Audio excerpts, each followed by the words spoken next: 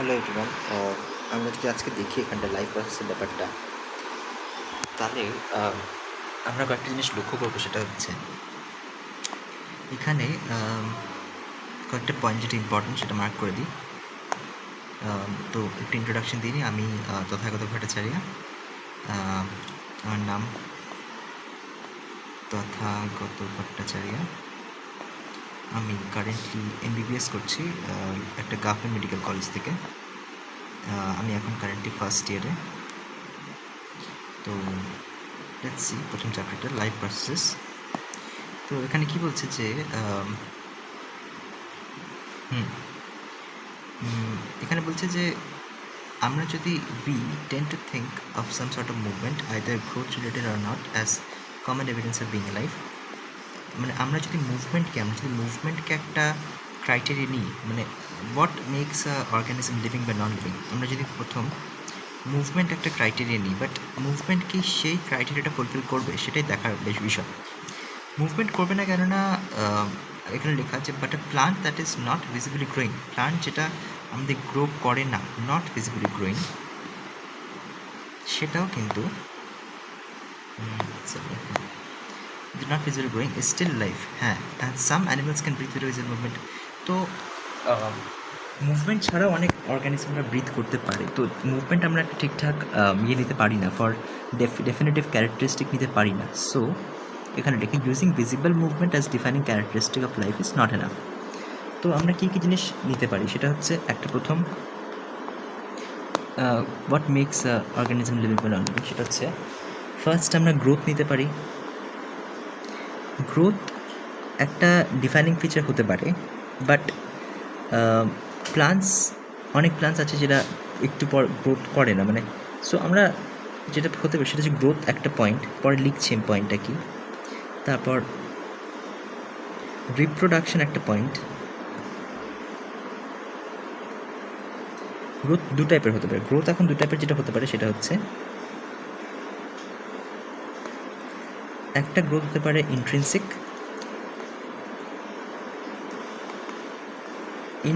Growth, আরেকটা হতে পারে এক্সট্রিনসিক, মানে বাইরের থেকে।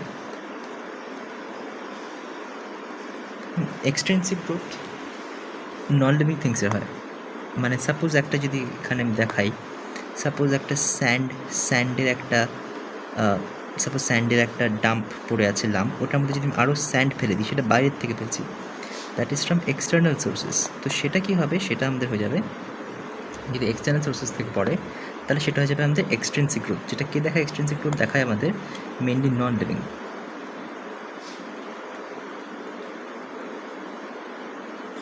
নন লিভিংটা মেনলি এক্সট্রিনসিক দেখায়, ইন্ট্রিনসিক গ্রোথ আমাদের মেনলি লিভিংরা দেখায়, মানে যেটা ভিতর থেকে growth. Intrinsic the name itself suggests ভিতর থেকে গ্রোথ, আচ্ছা, আর এক্সট্রিনসিক বাইরে থেকে গ্রোথ, ওকে।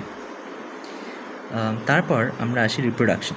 তো reproduction is a very important feature. এখন রিপ্রোডাকশনের মধ্যেও অনেক অর্গ্যানিজম, যেমন কি আমাদের স্টেরাইল বিজ আছে অনেক, মানে ওরা গ্রো করতে পারে না। তারপর ইনফার্টাইল হিউম্যান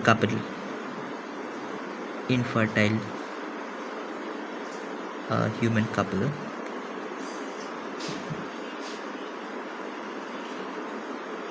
ওরাও গ্রো করে না, বাট মানে ওরাও নট গ্রো করে না, ওরাও ইনফার্টাইল হিউম্যান কাপল বা স্টেরাইল বিজ বলো, এরা কেউই আমাদের রিপ্রোডিউস করে না। তো আমরা রিপ্রোডাকশনকে একটা ক্যারেক্টারিস্টিক ফিচার বলতে পারি, not a defining feature, characteristic feature. ঠিক আছে, কী হয়ে গেল এটা? হ্যাঁ, এটা ফিচার। বাট গ্রোথকে আমরা একটা ডিফাইনিং ফিচার বলতে পারি।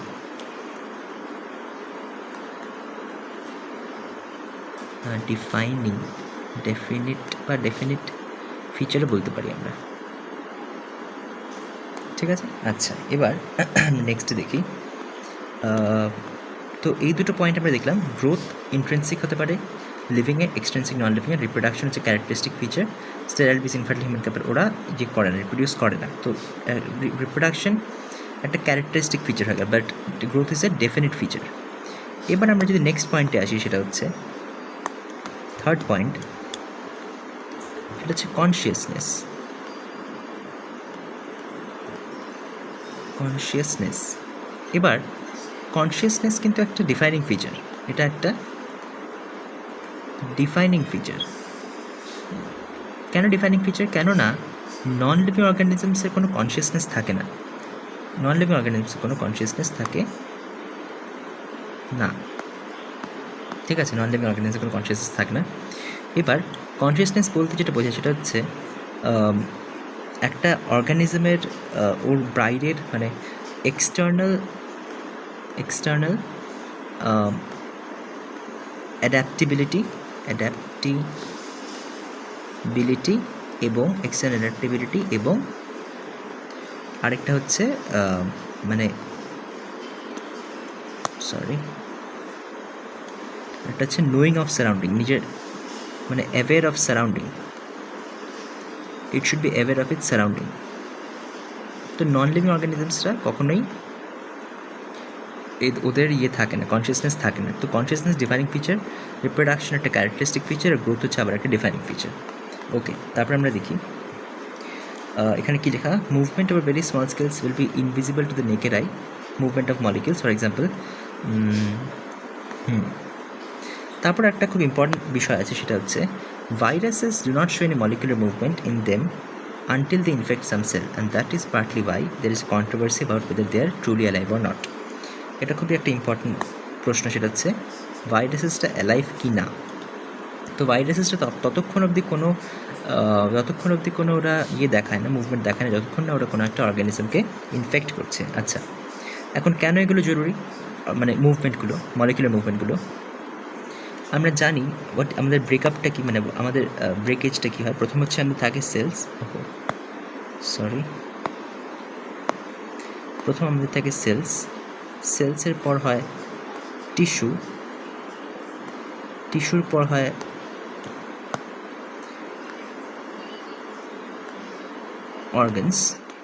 অর্গানসের পর হয়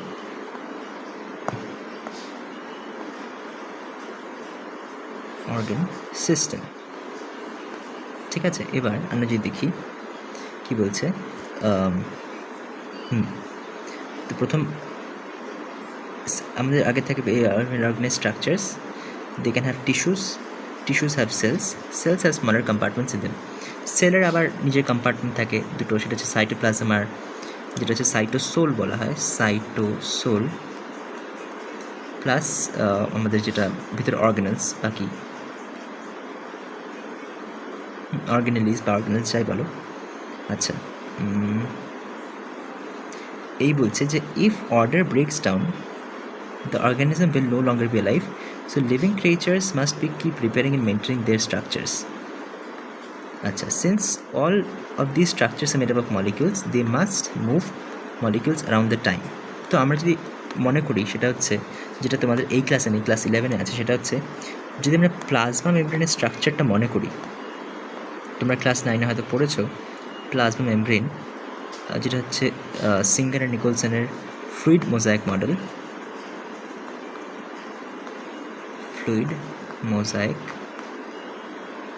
যেটা সেখানে বলা হয় যে যেটা দিয়েছিল 1972-তে ফ্লুইড মোজাইক মডেল দিয়েছিল, সেটা বলে হচ্ছে প্লাজমা মেমব্রেনের ওপরে এটা হচ্ছে এই গোলটা যে দেখছো, এই গোলটা হচ্ছে হাইড্রোফোবিক লিপিড হেড, এটা হাইড্রোফিলিক লিপিড হেড, মাঝখানে একটা সাপোজ কোলেস্ট্রল দিয়ে দিলাম, ঠিক আছে। আর এখানে যেটা হচ্ছে বাইলিপিড লেয়ার,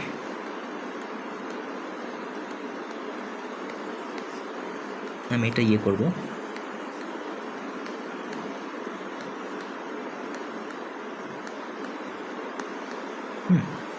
এখানে আমরা যদি দেখি এইটা হচ্ছে কেন এটা বাইরের দিকে আছে, এটা বাইরে, সাপোজ বাইরে আমাদের এখানে বাইরে হচ্ছে ওয়াটার, হ্যাঁ, এটা হচ্ছে সেল মেমব্রেনটা, এটা হচ্ছে কি, এই গোটাটা হচ্ছে সেল মেমব্রেন বা প্লাজমা মেমব্রেন যেটাকে বলা হয়, সেল মেমব্রেন, এমবি ডট লিখলাম। আচ্ছা, এই গোলটা হচ্ছে হাইড্রোফিলিক, কেননা এটা জলকে দিকে আছে, তো এটা hydrophilic head, sorry, hydrophilic head হবে, এটা বাইরের দিকে আছে, তো এটা বাইরের দিকে আছে, এটা পছন্দ করছে। আর এটা হচ্ছে হাইড্রোফোবিক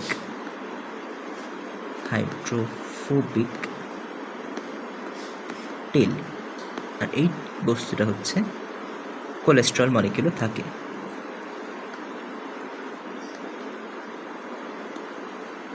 আচ্ছা, তারপর কি বলছে, লাইফ প্রসেস কী জিনিস?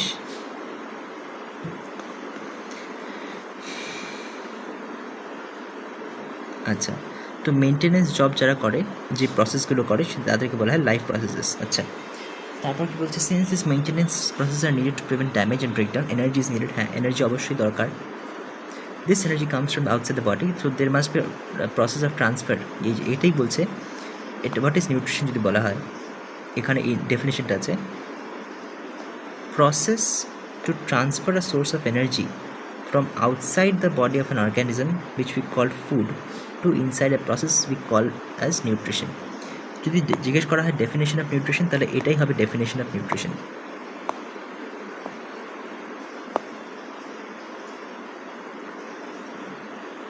এটা কিন্তু definition of nutrition, the process of obtaining nourishment, বা এই ডেফিনেশনটা ভালো।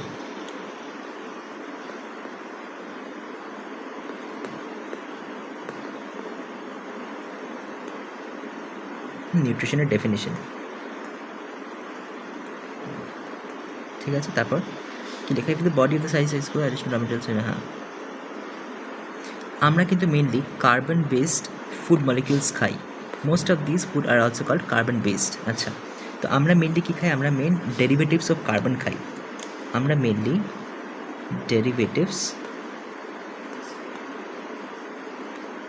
অফ কার্বনটাই খেয়ে থাকি। আমরা মেনলি কী খাই? Derivatives of carbon. আচ্ছা, depending on the complexity different organisms can use different kinds of nutritional processes. আচ্ছা, তারপর কি লিখছে, the outside sources of energy could be quite varied since the environment is not under control.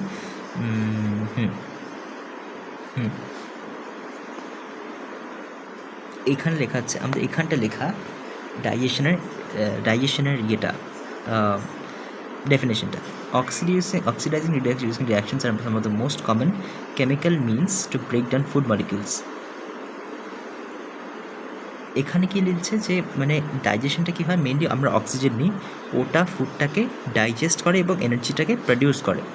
তো অক্সিজেনটা কেন দরকার, এখানে লিখছে, for this many organisms is oxygen source from outside the body, this process of acquiring, এইখানটায় আসছে রেসপিরেশনের ডেফিনেশনটা, আমরা এখান দিয়ে মার্ক করি, process of acquiring oxygen from outside of the body and to use it in the process of breakdown of food sources for cellular needs is what we call respiration.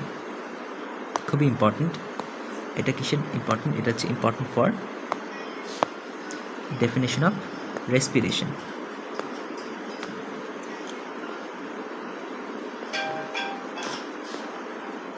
ক্ষমা করবেন, আমার এখানে কোনো ভালো মাইক নেই, তোমরা ক্ষমা করে দিও আমাকে। আমি হোস্টেলে থাকি, তো তোমরা কোনো বাইরের যদি আওয়াজ পেয়ে থাকো প্লিজ ইগনোর করো, পড়াশোনাটা করো। আচ্ছা, in case of single cell organism যেমন কি এক্সাম্পল হচ্ছে আমাদের অ্যামিবা, সিঙ্গল সেল অর্গানিজম। তারপর আর কি আছে, তারপর আমাদের paramecium, single cell organism, paramecium, single cell organism. এরা কী বলছে, single cell organisms no specific organ for taking in food, মানে যেটা নিউট্রিশন নেই, এক্সচেঞ্জ মানে কোনো স্পেসিফিক অর্গান নেই, এক্সচেঞ্জ গ্যাসের জন্য রেসপিরেটরি অর্গান নেই, এক্সক্রিশনের জন্য কোনো আলাদা করে অর্গান নেই, needed because the entire surface of the organism is in contact with the environment. এটা একটা খুব ভালো কোয়েশ্চেন দাঁড়ায়, সেটা হচ্ছে why unicellular organism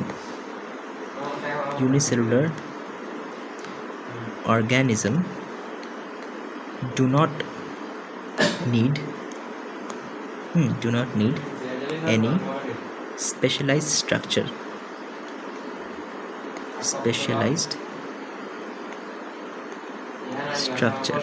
এখানে আনসারটা আছে, খুব সুন্দর করে আনসারটা এখানে দেওয়া কিন্তু। হ্যাঁ, আচ্ছা, তারপর যদি কী হয়, if body size of the organism increases and body design becomes more complex, তাহলে কী হবে?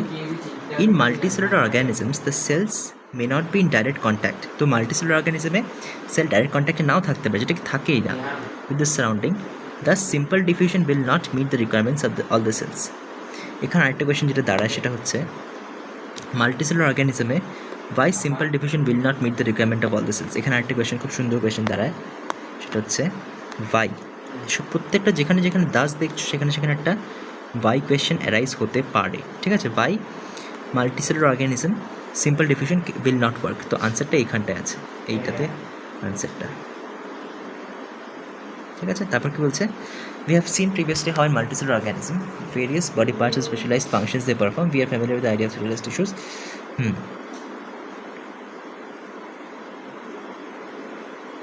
তারপরে দেখো বলছে যে হাওয়েভার আমরা যদি শুধু খাওয়াটা নিচ্ছি এবং অক্সিজেনটা নিচ্ছি, সেটা তো শুধু এক জায়গায় নিলে হবে না, সেটা সব জায়গায় প্রডিউস করতে হবে। কীভাবে প্রডিউস হয় সেটা বলছে, this situation creates a need for transportation system for carrying oxygen from one place to another in the body, ঠিক আছে? এটা ইম্পর্টেন্ট।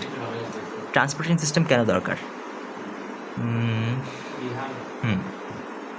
তো হোয়াট ইজ এক্সক্রিশন? এক্সক্রিশনটা কি এইখানটা বলছে, এই প্যারাগ্রাফটা বলছে এক্সক্রিশনের ব্যাপারে, যে আমরা যখন মানে মেটাবলিক ওয়েস্ট, নাইট্রোজেনাস মেটাবলিক ওয়েস্টকে এক্সক্রিট করাকে বলেছে এক্সক্রিশন। রিমুভাল অফ, আমি এক্সট্রা ডেফিনেশনটা লিখছি, removal of harmful nitrogenous, N2 মানে হচ্ছে nitrogenous metabolic waste product, metabolic waste products from the body. Excretion. আচ্ছা, যে thus the process is removed from the body and discard also process called excretion. এটাই বলছে basic rules of design. তো এখানে একটা multicellular অর্গানিজমে একটা স্পেশালাইজড টিস্যু দরকার, এটাই বলছে এখানে। আচ্ছা, আমরা কয়েকটা কোয়েশ্চেনে দেখি। এই কোয়েশ্চেনটা যেটা আমরা বলেছি, why is diffusion insufficient to meet the oxygen requirement of multicellular organism like humans, এইটার আনসারটা ফার্স্ট আনসারটা এখানে আছে। এইটা হচ্ছে ইনটেক্সটের ফার্স্ট, আমি লিখে দিই এখানে সুন্দর করে, এই পেনটা দিয়ে লিখছি, ইনটেক্সট কোয়েশ্চেন নাম্বার 1, আনসারটা হচ্ছে এইটা, ঠিক আছে? সব এখানে এনসিইআরটিতে থাকে। তারপর কি বলছে, what criteria do we use to determine whether something is alive or not. তো মুভমেন্ট ইজ এ ক্রাইটেরিয়া, এবং এইটা ইম্পর্টেন্ট, এইটা লিখে দেবে, কেউ মার্কস কাটতে পারবে না। ইনটেক্সট, এটা লিখে দিই, ইনটেক্সট কোয়েশ্চেন নাম্বার 2, বা মুভমেন্টটা বলতে পারো, তুমি মুভমেন্টটাও লিখতে পারো আর এটাও লিখতে পারো, ঠিক আছে? দুটোই লিখে দেবে, তাহলে একটা ভালো ইমপ্রেশন জন্মায়। এটা হয়ে গেল। তারপর কি বলছে, what are the raw materials used by an organism. Raw materials হচ্ছে কার্বন বেসড ফুড,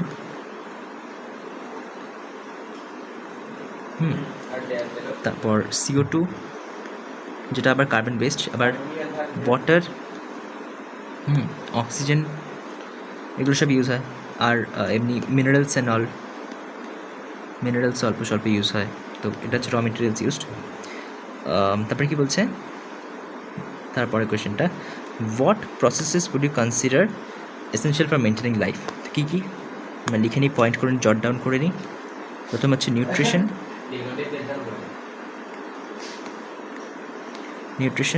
সেকেন্ড হচ্ছে রেসপিরেশন,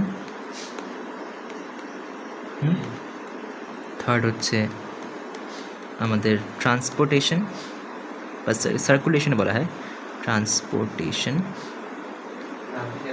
আর ফোর্থ হচ্ছে আমাদের কী বলে এটাকে, এক্সক্রিশন। ইয়েস, বাট মনে রাখবে reproduction is not essential feature, কেননা অনেক মানুষ রিপ্রোডিউস না করেও বেঁচে আছে, তো reproduction is not essential feature, ঠিক আছে? এই হয়ে গেল 4টে কোয়েশ্চেন। আচ্ছা, আমরা এই ভিডিওটা এতটুকু অবধি রাখবো, পরের ভিডিওটাতে আমরা নিউট্রিশনের বাকি জিনিসগুলো পড়বো। তোমরা পড়তে থেকো ভালো করে, এই জায়গাটা ভালো করে পড়ে এসো, খুব ইম্পর্টেন্ট জায়গাটা। চলো, ততক্ষণের জন্য বাই বাই।